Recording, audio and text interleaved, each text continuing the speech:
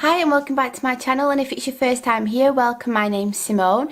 I make videos every Wednesday at 6 PM GMT time, and if you are new here, I'd love it if you could subscribe to my channel. Today I'm going to make a video on breastfeeding and interventions.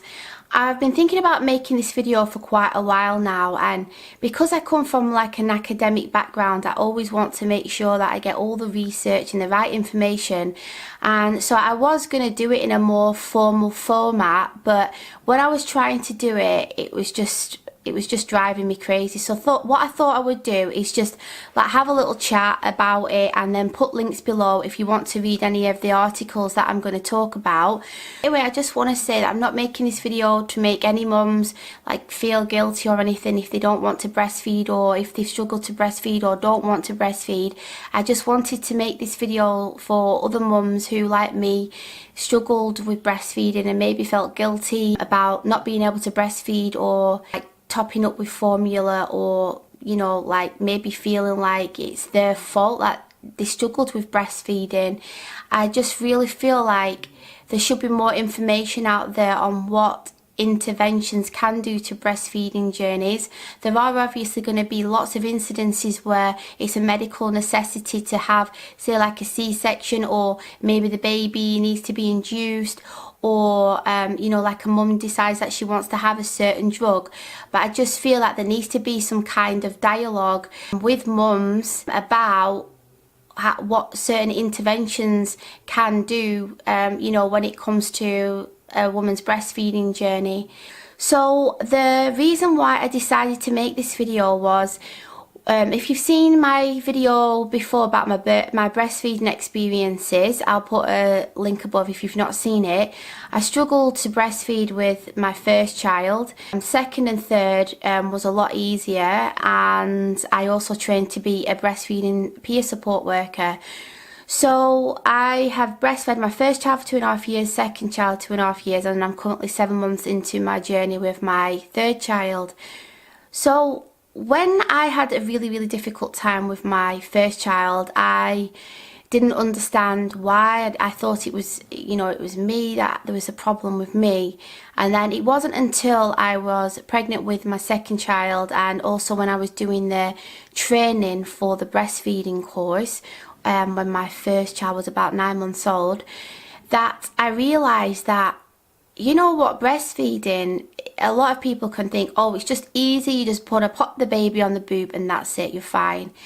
And I found that actually it's a learned skill, and I also found that the more you research and you prepare and you look at all the different things that could potentially go wrong, and also you know, find groups, just you know, just I suppose just getting as much knowledge as you can when it comes to breastfeeding, it can just make the journey a lot easier. And with me, I found that with each child it got easier and easier as well. So what I was really shocked to find out was there was an article written by a woman for UNICEF, and I think it was November last year that it came out. And it talked about a big study that they'd done, which found that certain interventions, such as if you have the, you know, the drip, I think it's called Oxytocin, you know, if you get induced and you have to have the drip to bring on contractions, well, that can cause issues with breastfeeding. If you have the Ventouse, or if you have certain opiates to help with pain management, they can all affect breastfeeding. So I thought, how many consultants or midwives or anybody, do they talk to people about that? Because they never spoke to me about it. So what this article said, and like I said, I'll put the links below, it said that in some instances, babies can literally forget how to breastfeed. There's studies which show that certain chemicals and things can go through the umbilical cord to the baby. So I'm assuming that that's what happens in this case. So it can affect them being able to latch on. Also, obviously, if you're having the Ventouse or any suction or anything when the baby's being pulled out, there could be injury to the baby's head, or it might be sore on the neck or something like that. So that might be difficult for them to latch on as well.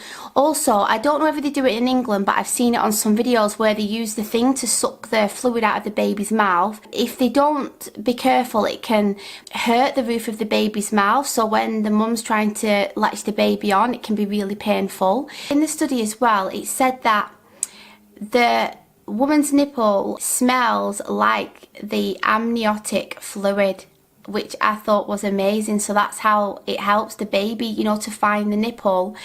And if a mum has had like opiates, I'm not sure what type of drugs they are, maybe pethidine or something like that, then that can obviously go into the baby's bloodstream and then affect the baby when the baby comes out, and then it makes it more difficult for the baby to be able. So in my case, I had an emergency C-section, and I found out like the epidural medication, it can impact breastfeeding, and I was also allergic to the morphine as well. So my journey, I felt like my milk wasn't coming in, but I read that if you've not had a vaginal birth, sometimes it can take the body a while to recognise that you've had the baby, and then it can delay the milk coming in. So obviously it's like you're there worrying, is your baby starving and everything, and so you know you might top up with formula, and then if you don't know about it, then if you're topping up with formula, then your milk supply might decrease. So there's all of these things that the healthcare providers, I really feel, should be talking to mums about, so then obviously can make the best informed decision. And also obviously if you are needing to top up, if the milk's not coming in, that if they can provide like a breast pump in the hospital, or explain about what happens with the milk supply if formula is introduced, or if a baby has a pacifier, that can impact it as well. I really hope that you liked this video, and if you did, please give it a thumbs up, and if you're new here, I would really appreciate if you could subscribe to my channel. If you want me to make any other videos about breastfeeding or anything, please just leave a comment down below and I will make a video about it. Thanks for watching, and I'll see you next time. Bye!